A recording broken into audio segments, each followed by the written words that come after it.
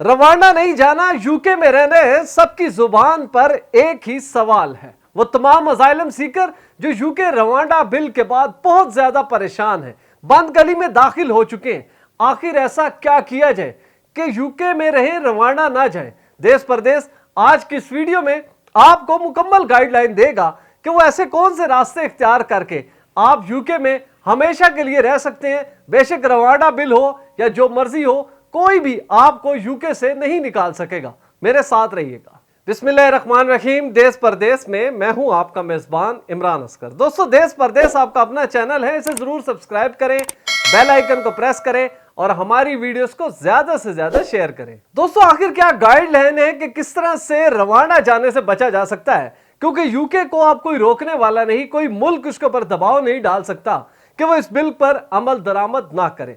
ऐसे में आपने करना क्या है दोस्तों, सबसे पहले कुछ पॉइंट्स है वो नोट करें। देखिए, रवांडा एक ऐसा मुल्क है जिसमें जुल्म की तारीख भरी है, जिसके वाज़ेह सबूत मौजूद हैं। मिसाल के तौर पर रवांडा में रहकर वो लोग जिन्होंने 1990 से सन 2000 तक की दिहाई देखी है, उनको मालूम होगा कि सिर्फ नस्ली फसादात, इंसानी नस्ल कुशी में 10 लाख लोग यानी कि 1 मिलियन लोगों को कत्ले आम किया गया। इसी तरह जब अक़वाम मुत्तहिदा इन्वॉल्व हुआ, वो तमाम फोर्सेस जो कि रवांडा में अमन कायम करने के लिए पहुंची, रिफ्यूजीज बड़ी तादाद में थे, उनका भी कत्ले आम किया गया। उसकी बड़ी वजह यह थी कि रवांडा एक मुतनाज़ा इलाका है। इधर से कोंगो, जबकि अपने जो इसके गिरोह हैं मुख्तलिफ किस्म के, उनकी आपस में ना खत्म होने वाली लड़ाइयां, और ये ऐसी खून रेज लड़ाइयां हैं जिसको रोकने के लिए कोई तैयार भी नहीं था। क्योंकि एक ऐसा मुल्क जहां पर ऑलरेडी नस्ली फसादात हैं, नस्ल कुशी की जा रही है, ऐसे में रिफ्यूजीज का वहां पर जाना कैसा होगा। तो बेसिकली रवांडा बिल जो पास किया गया, उसमें यूके ने एक रिस्क लिया है। रिस्क ये है कि एक तरफ सुप्रीम कोर्ट ये कह रहा है यूके का कि आप लोगों को रवांडा नहीं भेजेंगे क्योंकि रवांडा अनसेफ है, उसकी तारीख भरी है कि वहां पर लोगों के साथ क्या किया जाता है और इंसानियत की तजलील की जाती है। लेकिन यूके ने इन तमाम खदशात को, इवन के सुप्रीम कोर्ट के फैसले को एक साइड पर रखा और यूके के पार्लियामेंट से यूके रवांडा बिल भारी अक्सरियत से पास करवाया, जिसका मकसद यह था कि वो तमाम इल्लीगल असाइलम सीकर जो इस वक्त यूके में मौजूद हैं, उनका जो असाइलम क्लेम है वो यूके में प्रोसेस नहीं होगा। अब इसका प्रोसेस होगा एक थर्ड कंट्री में। थर्ड कंट्री कौन सी थी?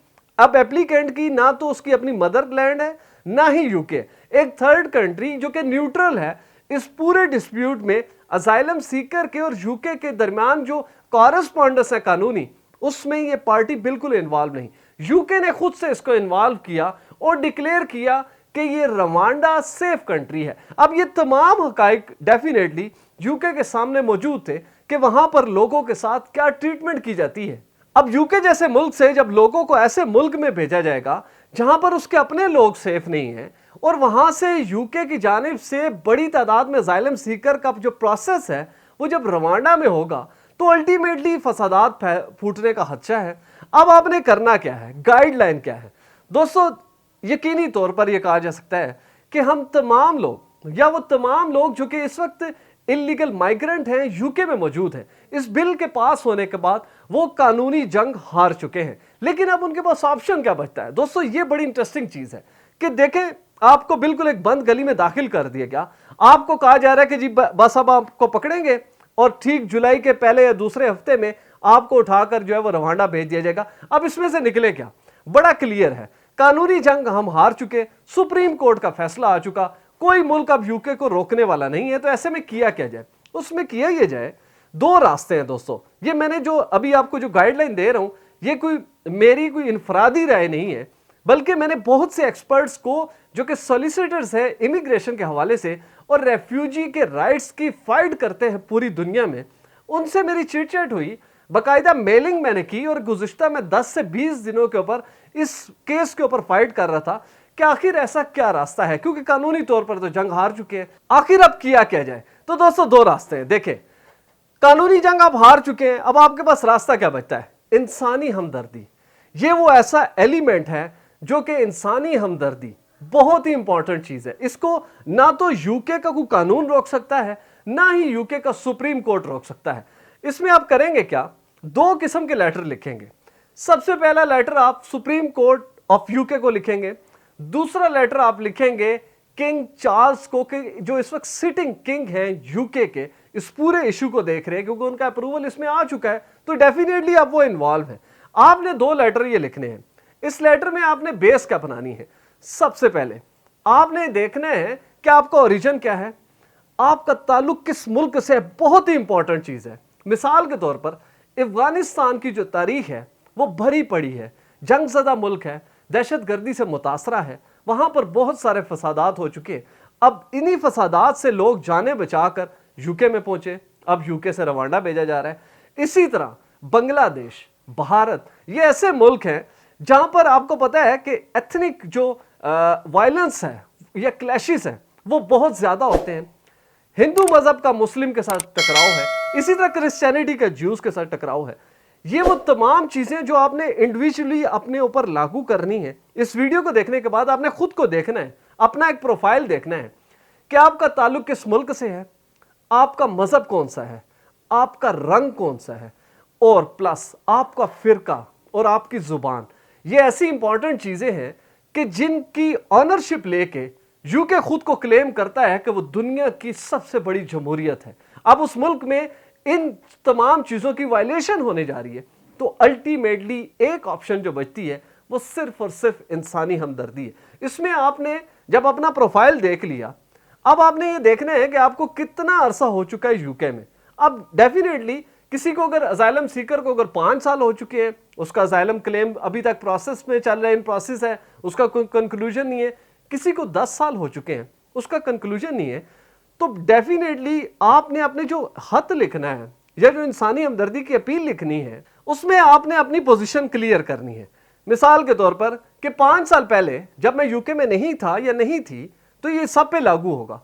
तो जब आप अपने मुल्क में थे तो फला मुल्क में इस मजहब के लोगों को कत्लेआम किया जा रहा था, या ये जो मजहब के लोग हैं या फिरके के लोग हैं या जुबान के या ये रंग और नस्ल के जो लोग हैं, इनका कत्लेआम किया जा रहा था। तो मैंने अपनी फैमिली उठाई और उठा के मैं यूके में पहुंचा कि ये सेफेस्ट कंट्री है। अब जब से मैं 5 से 10 साल में यूके में मौजूद हूं, तो मेरी जान, इज्जत, माल, तमाम चीजें महफूज हैं। ऐसे में जब मेरे साथ इतने ज्यादा खतरात हैं, आप जब मुझे उठा के रवांडा में फेंकेंगे तो अल्टीमेटली मेरे तमाम हकूक की वायलेशन होगी।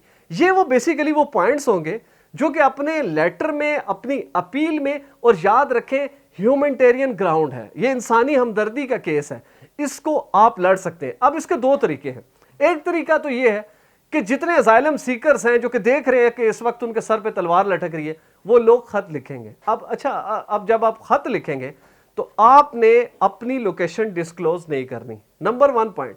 दूसरा ये है कि जो असाइलम सीकर हैं या इलीगल माइग्रेंट्स इस वक्त यूके में हैं, उनके रिलेटिव्स की, उनके दोस्तों की एक बड़ी तादाद है जो कि ना सिर्फ यूके में मौजूद है बल्कि दुनिया के दीगर ममालिक में फैली हुई है। अब ऐसा नहीं है कि जो दीगर लोग हैं उनका राइट नहीं है कि वो सुप्रीम कोर्ट ऑफ यूके को लेटर लिख सके।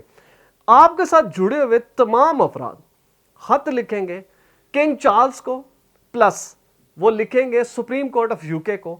और याद रखें, इसमें कोई कानून मेंशन करने की जरूरत नहीं है कि ये फलां शिक फलां कानून के तहत मुझे राइट दिया जाए। आपने तमाम कानून को एक साइड पे रख दिया। आपकी अपनी प्रोफाइल होगी, आपका अपना जो प्रीवियस कंट्री थी, मदर कंट्री, वहां के हालात होंगे, और प्लस जो यूके में आपके साथ हो रहा है, ये तमाम चीजें मिलके आपका एक ऐसा केस बिल्ड करेंगी जो कि आपको यूके में रहने पर मजबूर कर सकता है। देखिए, एक 2 तरीके हैं ना, या तो आप इस मुश्किल में बिल्कुल आप पड़ चुके हैं तो हाथ पे हाथ रख के बैठे रहे कि जब आपकी बारी आएगी आपको उठा के फेंक दिया जाएगा और दुनिया की कोई ताकत आपको नहीं रोक सकती। और एक तरीका ये है कि आप एटलीस्ट ये एफर्ट करें। ये बहुत मिनिमम, बहुत छोटी कोशिश है, लेकिन ये छोटी कोशिश एक बहुत बड़ी नतीजा जो है अखज़ कर सकती है। ये अल्टीमेटली प्रेशर बिल्ड करेगा यूके के सेटअप के ऊपर, होम ऑफिस के ऊपर, और उनको मजबूर करेगा कि वो इस फैसले में नजरसानी करें, इस कानून के ऊपर नजरसानी करें, या कोई ऐसा फोरम बनाए, या यूके के अंदर कोई ऐसी लोकेशन जो है वो बिल्कुल डेजिग्नेट कर दी जाए, बजाय इसके कि लोगों को आप रवांडा भेजें। यूके के पास अपना हल मौजूद है। बहुत से ऐसे विलेज एरियाज हैं जहां पर यूके के जो अपने असाइलम सीकर्स हैं उनकी सेटलमेंट हो सकती है।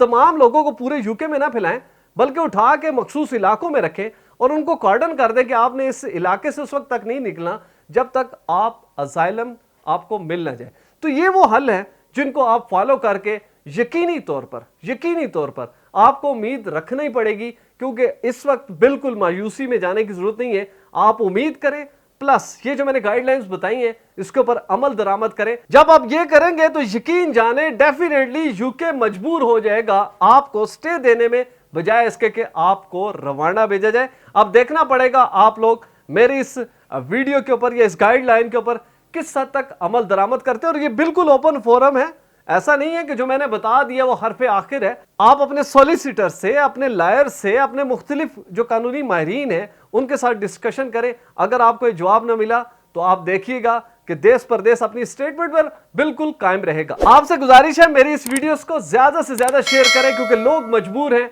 कोई रास्ता नहीं नजर आ रहा। मुझे उम्मीद है कि इस वीडियो को देखने के बाद एटलीस्ट उनके अंदर उम्मीद जागेगी कि अभी भी कोई रोशनी का दिया जल रहा है। आपसे गुजारिश है मेरी स्क्रीन पे नजर आने वाला नंबर बिलाल प्रोडक्शन का, इनको उस वक्त कॉल करें जब आपने वीडियो फुटेजेस बनवानी हो, फोटो शूट करवाना हो HD क्वालिटी का, वीजा, इमिग्रेशन और इनसे जुड़े दीगर मसाइल के हल के लिए।